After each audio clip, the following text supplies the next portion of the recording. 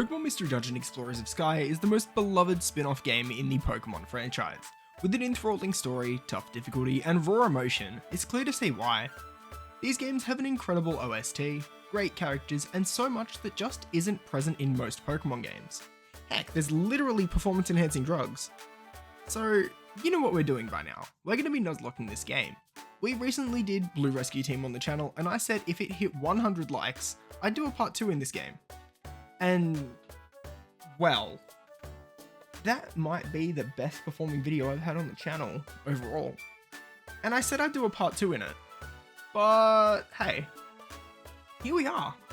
And if this video hits 100 likes, I'll release the post-game episode of this game earlier. I already have it recorded and everything, but I kind of thought this video would drag a little long if I added it into this one, and I don't really want to do that. So, let's get into this. In the meantime, leave a like and subscribe while you're down there. Generally, the rules of a Mystery Dungeon Nuzlocke are pretty simple. Permadeath, no Reviver Seeds, 1 Pokemon per dungeon. Now, for the sake of my sanity, I'm also going to add 1 clause.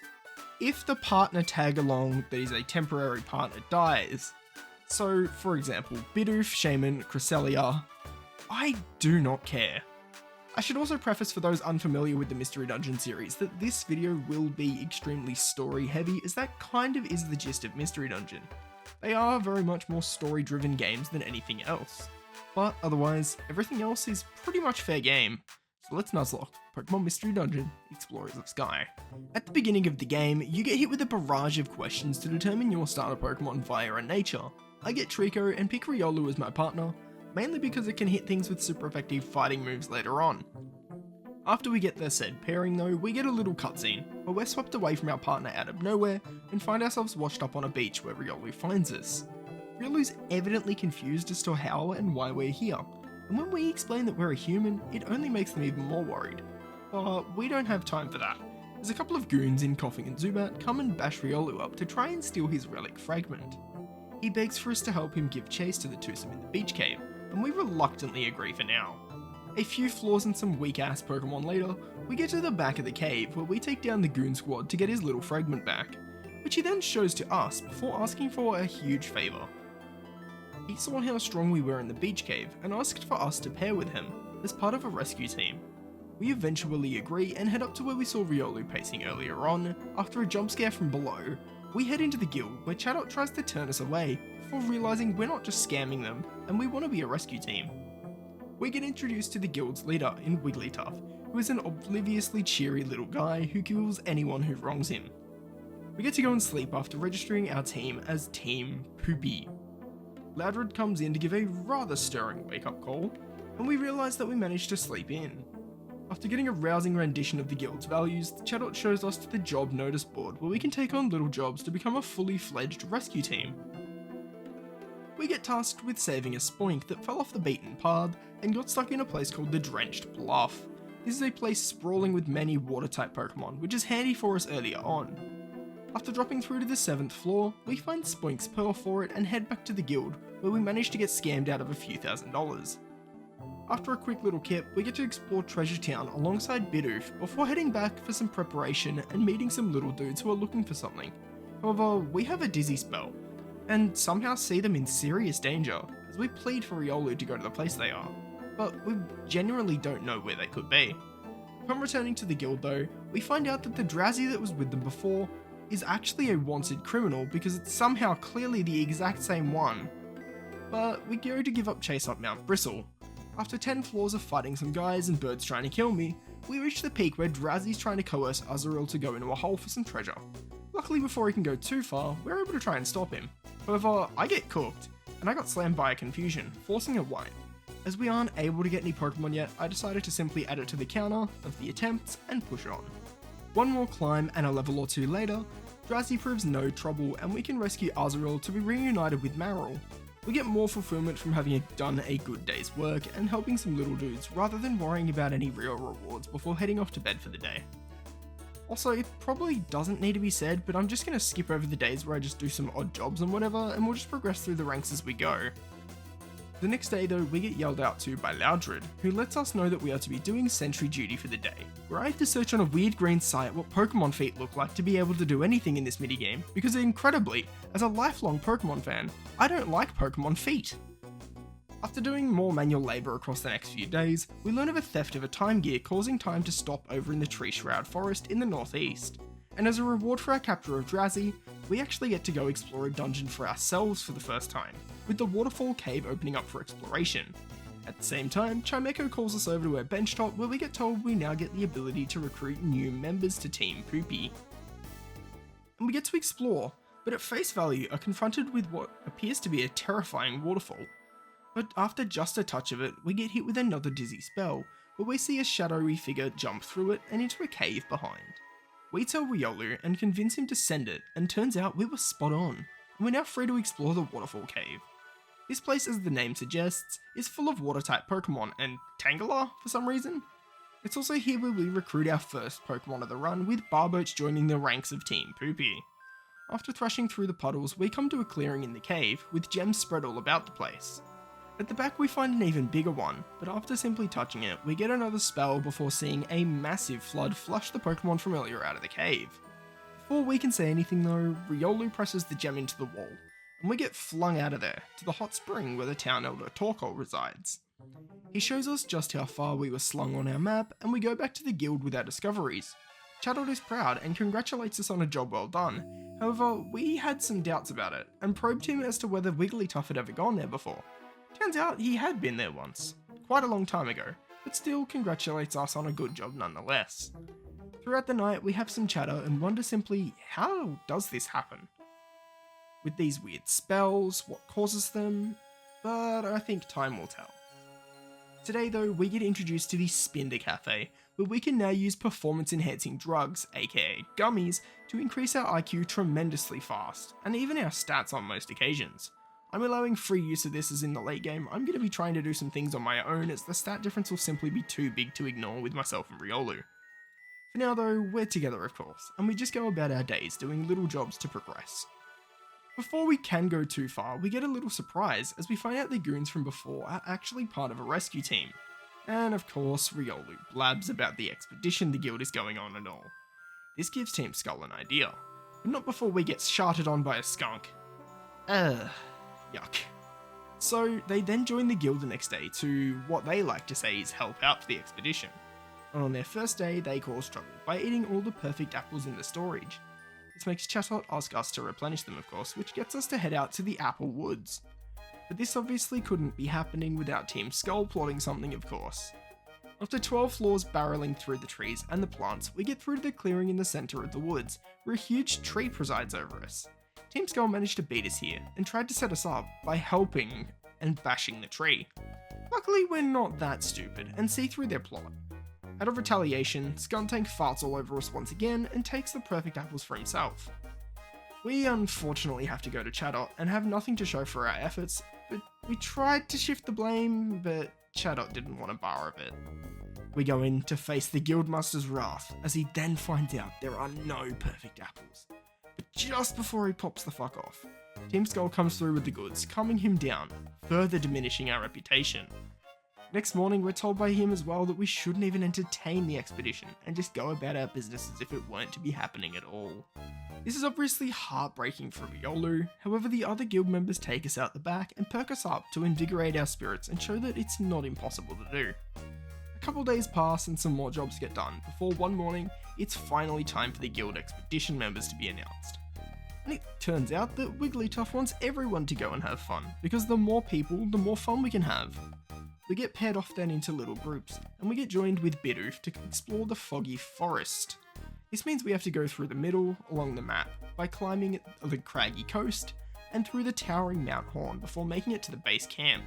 Chatot then chews us out for being late, and gets us to set our stuff down for base camp, as we have a relapse and think that we've even been here once before.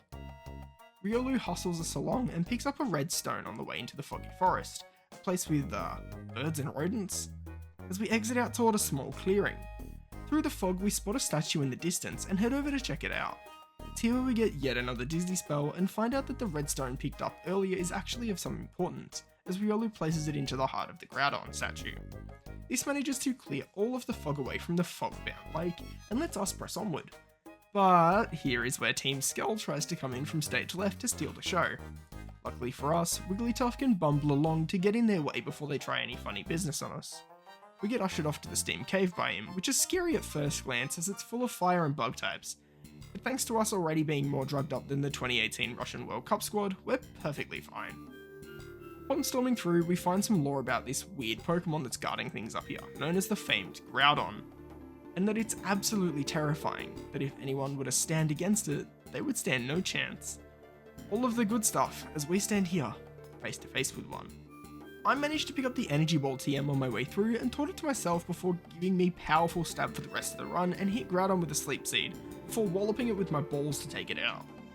When we do kill it off, it vanishes into nothing and is revealed to have just been an illusion set up by Uxie here to distract any visitors from Fogbound Lake.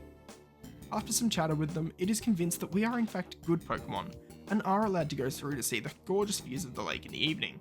We also query Uxie about our memories of being a human and the like, considering it is the being of memories, to no avail.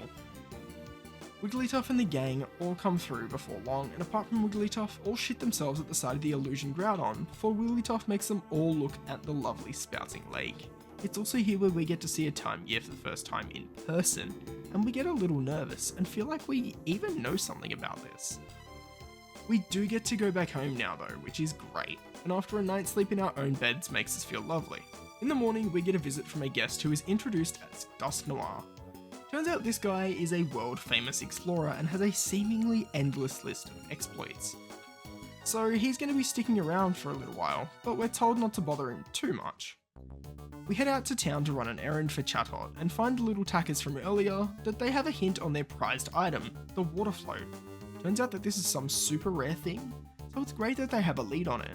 For now, we just keep plugging away at our rescue rank as we get the news from Chatot that another gear was stolen, and to uphold our promise to Uxie to remain silent about it. The next day, we get a visit from the little dudes who show us what appears to be a letter of blackmail from definitely not obvious people. It's obviously a trap, so we cannot risk them going to get it themselves. This unlocks the Amp Plains dungeon for us, which is a dungeon teeming with electric type Pokemon. We're pretty fine as we're a grass type, and we can just fling ourselves through the 19th floor dungeon. We reach a clearing with new friends in Pachirisu from the Foggy Forest and Electrike from Amp Plains, and the trap was laid out in plain sight, as a horde of Electrike and a Manectric are threatening us for being in their territory. Thanks to us picking up an Electrike ourselves though, we're actually immune to electric moves, and for now, thanks to Electrike's Lightning Rod drawing in all electric moves, there's no damage we can take from them. I start the fight off by stunning the Manectric so we can focus on the other Electrikes. Unfortunately for us though, Pachirisu is put in a corner, and I can't save it, meaning we lose it for our first death of the run. Otherwise, for the most part, we're able to pick off the little dogs, and we can gang up on the Manectric to take it out, and pick up the water float. The Manectric begins charging up an attack in anger to punish us for encroaching into its territory, but Dusknoir comes to save the day, after finding out that we could have been in danger. It's also at this point where he reveals to us and Rioli that Team Skull were behind it all. They're too scared to even bother trying to take us out though, and in their words, they skedaddle. We head back to town and give the kids their item, and they seem to be forever grateful to us. It's on the beach now where we tell Dusknoir our story of how we came to end up here, and how we used to be a human, the dizzy spells, and our name. Turns out Dusknoir had a sly grin on his face. I wonder why that could be. We find out later that day that the time gear from Fogbound Lake was even stolen. And on the Outlaw notice board, we finally get to see the culprit, Grovyle, a conniving fast guy, and we regroup to discuss our next move. There are still some areas to go to, with our team being delegated the Northern Forest and others going to the Eastern and Crystal Cave. We take more drugs, grab some chow, and head up north. The Northern Desert is full of ground and rock type Pokemon, so we can pull through with minimal hassle thanks to us even having Giga Drain to keep ourselves healthy at this point. Before we head back, once we get through the Northern Desert, we come to a clearing full of quicksand holes. For now at least, we do decide to go back for the day.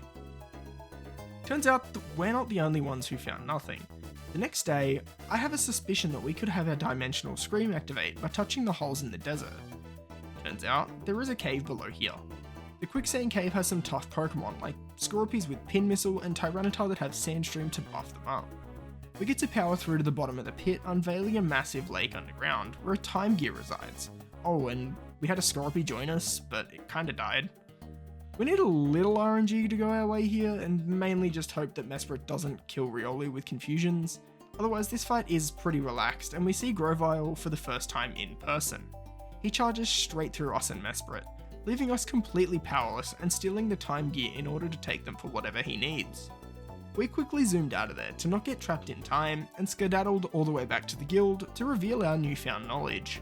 Dusknoir requests for us to touch Bidooth's crystal that they obtained from the cave earlier to activate a dimensional scream, as we see a vision of a spirit getting attacked by Grovyle, and they're surrounded by crystals. So we deduced that that was simply meaning that it was the crystal cave, definitely not literally anywhere else in the world. On our way through the crystal cave though, we picked up a Wormadam and encountered our very first monster house. These places are high risk, high reward areas, where we have to fight a horde of foes and pick up all of the items soon after. Luckily for us, at least, most enemies got clapped as they were ground types and rock types. We could simply press on after that. Upon reaching what appeared to be the end of Crystal Cave where a dead end was, we noticed some massive towering crystals sticking out of the earth that changed colour when we pressed them. After we deduced that they had to be the same colour as Azelf, we can go into the Crystal Crossing and drop through the 13 floors to reach the Crystal Lake, where Azelf resides and is currently being pressed by Grovyle right now. We maraud our way through in the nick of time, where we finally get to fight Grovyle. Through the fight we lose our worm, however it didn't serve any great purpose otherwise, being a meat shield, letting us take out Grovyle before Dusknoir saves our bacon, giving chase as the guild members soon realise that we're not in a good way at all, and we get taken back to the guild to recover. After we rest up a bit, we get called into town for a meeting with Dusknoir, where he explains that himself and Grovyle are both Pokemon from a different reality in the future, where the planet's paralysis happened, where time never flows, the sun never shines, and day never comes. However, he also requests that we leave chasing down Grovyle to him from here, as he knows where he can go. After a couple days work, we get a call from the surface that Grovyle has finally been caught, and that Dusknoir is holding a meeting in the town square. It's here where the time gears are entrusted to the lake spirits to be returned to their rightful places, and that Dusknoir wishes to say goodbye to everyone. Everyone except us, as he yanks us in with him, kidnapping us to the future. So yeah, we're stuck here in imprisonment. Or are we? Dusknoir's henchmen take us away to the stockade and tie us up to pillars alongside Grovyle. We're still in shock as to why we've been taken here, but thanks to us actually cooperating with Grovyle, we're able to escape his clutches for the time being and head off into the darkness. We query Grovyle while running, and even he has no idea as to why Dusknoir took us with him here. Before long, Riolu decides to be a little pansy and can't run anymore, like dude, you're a fighting type, where's your cardio? Either way, we traverse some sick dungeon in the Chasm Cave, and come across what appeared to be a pool of some sort, to try and activate a dimensional scream. To no avail. Through this part of the game though, there aren't any Pokemon to recruit, so we can solely focus on our levels and progression. After climbing the Dark Hill, we realise that we've come a fair way from where we started, and the stockade is just a flurry of lights in the distance. Riolu begins having doubts about what to do. He's seen a lot recently. It's been pretty confronting, which is fair. We tell him that we should go to see Grovyle. He might know how to get back to our timeline, because he's done it once before. So after blasting through the sacred ruin, we come across Grovyle in more than a bit of trouble, and a Spiritomb ready to unleash havoc on us. After beating it up, Grovyle explains a bit more as to his goals in our world, and what he was doing, while also revealing Dusknoir was not the hero everyone had painted him to be. In fact, almost the opposite. Grovyle lets us know though that he's heading off to do the exact same thing as once before, while Riolu, still being rather wary, does eventually tag along. We can now access and go through the Dusk Forest, which is full of bugs and stuff. For the most part, Pokemon here are pretty weak and don't give us trouble, as we then reach a clearing where Celebi's waiting for us, and to our own surprise, she even recognises ourselves to an extent, without letting it slip as to who we really are. Now, with her tagging along though, we can head toward the passage of time and at the deepest part of the Dusk Forest. We do eventually come to an opening that has a passage of time in it. However, we get ambushed as Dusknoir and his lackeys arrive on the scene. Grovyle maintains resolve at that point, and according to him, his partner Potato is still in the current world. Until Dusknoir reveals that we are actually his former trainer from the real world. We maintain some hope, but even Primal Dialga comes out from the shadows atop the cliff face. This wipes almost any hope from Grovyle, however. Even here, Riolu shows willpower, asking Celebi to simply get us far enough that we can dip into the passage of time before it's too late. Just about getting in while Celebi gets away to another timeline. We washed up on the beach together, just outside of Treasure Town, but of course, we couldn't just go to the guild out of the blue, as it would be more than a shock, let alone with Grovyle alongside us. So we head out to the western side of town, laying low as we come to the Sharpedo Bluff, where Riolu has a small residence under the ground. We class this as our base of operations for the time being. For the time being, we come to a conclusion that we're going to have to collect the time gears for something soon enough, and decide that to start off with, we should head to the time gear furthest off the beaten path in the Tree Shroud Forest. This dungeon can be scary if you're unprepared, as there are strong mons in here, but we're pretty chill outside of a couple of Vespiquens and Ninetales. We come through the 20th floor of the forest and come to the lake where the time gear is in place. However, as was stated before, time isn't moving. Even the wind isn't blowing or anything of the sort. So Grovyle, knowing what had to be done, removes the time gear to the shock of Riolu. Although it won't affect anything around here as time is already static. For now we simply head back and deduce what to do next, as the thoughts we had earlier are true. Time distortions are spreading. This is seemingly due to the temporal tower collapsing. However, to get there in the first place, we gotta find a place that's known as the Hidden Land. We've not even got the faintest of clues as to how to get there. And we go down to the beach to clear our heads and come to a conclusion. We need everyone's help. Upon arrival to the guild, everyone is overjoyed about our return, and Chatot at first appears hesitant to believe our story, but the guild members all do show faith in their fellow juniors. Chatot reveals that he did believe the whole time, and asks us to go and see Torkoal, the town's elder, for some information on the Hidden Land. We find out at the hot spring that we need some kind of proof, but Torkoal's not sure as to what specifically. It's okay as it's info nonetheless. The next day, he comes to the guild and tells us that it's got some inscription, albeit a rare artifact. Turns out we had it the whole time with Riolu's relic fragment giving us access to the Hidden Land. Woohoo! We are split off into groups the next day and are told to prepare for some terrible bandits that lie at the deepest part by Chatot and Wigglytuff. This place is teeming with watermons, so we just drain them all up apart from the tentacruels and get to the first checkpoint, where Team Skull decides to rob us of the relic fragment. Chatot finds out these guys are in fact not gentlemen like he'd assumed and gets absolutely livid after being betrayed, chasing them at full speed. Thankfully it's not far until we come across Team Skull, who are absolutely slammed by Chatot in ways that even I can't describe, or this video would probably get demonetized. Chatot's a little further in, making sure we're on our guard, for remembering just where he was attacked from before, looking right up above us to see a Kabutops and pair of Omastar. They load up to attack the two of us, as Chatot shields us from losing our Nuzlocke, just like he did once before with Wigglytuff. Me being a Trico, I can at least destroy them straight after to send them packing, as Wigglytuff comes flying in along with a familiar facing Grovyle, meaning he's got everything we need, as we get ushered forward to go to the Hidden Land and that the guild members will look after Chatot from here.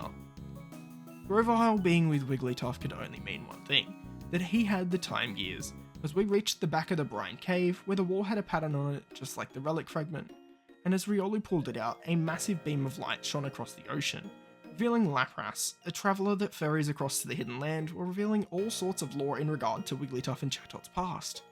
Before long though, we reach the passage of time, where Lapras fucking flies. They said pigs can't fly, but evidently they never said Lapras's couldn't. Now though, we are here, and the temporal tower, as we can see, is collapsing, so there's no time to waste. It really is time to go for it. The Hidden Land is a 25-floor dungeon with the checkpoint a little over halfway in, full of fully evolved Pokemon, terrifying threats, and is chock full of gummies. We come out in a place called the Old Ruins, where battles of generations gone past are etched into history upon the walls, before coming to a pyramid-like structure with a crumpet in the middle that turns out to be the Rainbow Stone Ship. Before we can get up to the temporal tower though, we aren't alone here. Guess who's back? Back again. Ghosty dude. Tell your friend to subscribe. Dusknoir's here with a dimensional hole ready to drag us back into Primal Dialga's grasp. But this time, we decide to fight back. By incapacitating Dusknoir, we can at least focus down the Sableye before waking him up and taking it out thanks to repeated shellackings from our end. Dusknoir tries charging up an attack to hit us at full strength, but this time we can send it back and overpower him with his own Shadow Ball. Riolu heads up to activate the stone chip, and we stand on guard with Dusknoir. It's at this point we find out that we will actually disappear. All three of us, if we proceed to change the future. Celebi, everything else in the future, that entire world will disappear as well. However, this only strengthens our resolve to do what we have to do, and Dusknoir tries one more time to take us out and retain his place, to the point that Grovyle jumps in, shielding us from impact and forcing Dusknoir back to the future in a sumo match to prevent him from preventing us from changing the future. Grovyle gives a goated speech about how we truly are the greatest of combinations, and that no matter what, we will succeed. So with that, he drops the time gears for us to pick up, and goes back to the future with Dusknoir, as a shocked Riolu picks up the pieces before we race off onto the Rainbow Stone ship for one last adventure. The Temporal Tower here is full of threats left and right, with things like Future Sight Mons and Bronzor, who have 2 less weaknesses in these games thanks to Heatproof and Levitate. We storm through the 23 floors between us and the peak, where we can put the time gears into place. Before we can even do that though, Dialga comes out from the blue, and tries to do the obvious and kill us before it starts losing control over itself. This is without a shadow of a doubt the hardest fight of the game to this point, as Dialga's Roar of Time can hit anything anywhere for at least half of our health. We throw a Cross-Eye Seed its way to make it hopeless as we charge it down, and make Riolu chow on a Violent Seed to double his attacking stats as I screeched at Dialga to half its defense. After chasing it down some more, I munched a seed for myself, and we can finally go to town on it, taking it out in due time, winning us the battle, and the first part of this Nuzlocke is truly over. With Dialga down, Riolu is able to go to the pedestal and place the time gears in. Temporal Tower's collapse is imminent, and the whole place begins to crumble, but just in the nick of time. It's just about okay, as it stabilizes, and Dialga's emotion does a lot with it. It shows us how we have restored time in places where it had previously frozen. Thanks us for saving Temporal Tower, and preventing the planet's paralysis, in a way that you would feel proud of for the rest of time. But with that, it's time to go to the Rainbow Stone ship. As we go down though, the wisps of light come, and we realise that our time here is done. And we had kept it secret from Riolu all this time, without it knowing. We reveal to them that we learned by changing the future and preventing the planet's paralysis that our existence is also prevented. And with that, we vanish, to leave this world, leaving Riolu in the Pokemon world alone, as they know that they have to return, truly heartbroken. And with this, we end the first part of the Pokemon Mystery Dungeon Explorer of Sky Nuzlocke. As I said, if we hit 100 likes before the 25th of August, I will do my best to release part 2 earlier, where we run through the post-game, taking down everything else that stands in our way and becoming a master rank rescue team. But in the meantime, subscribe and all that other good stuff. And until then, I'll see you guys later. Just like Riolu, we'll see Trico once more. Peace.